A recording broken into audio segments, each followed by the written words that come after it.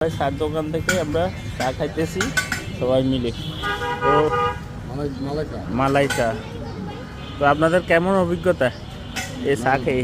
আমরা ঢাকা আসলে তো অন্য দোকানে আসি, ঢাকা ভালো খুব ভালো চাগুলো।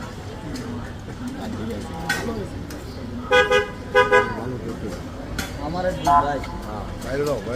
খামারের জন্য চা খেয়েছি, তাও দুধ পাতলা হয়।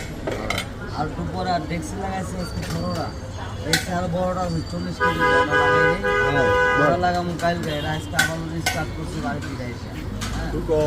একবারে দেখা যায় আপনি লাগান, একবারে মনে করেন যে একবারে খামারের দুধ, একদম খাবারের গরু। আপনার লোকেশনটা? আমার এই পাশে ঢাকা তৈরি করা আছে, এটাও আমার একদম খাঁটি সরিষার তেলের তৈরি হয়, সুন্দর তৈরি। আপনারা এসেন, আপনাদের কাছে আমার দাবি রইল আপনারা আসবেন, সুস্বাদু খাবার খাবেন।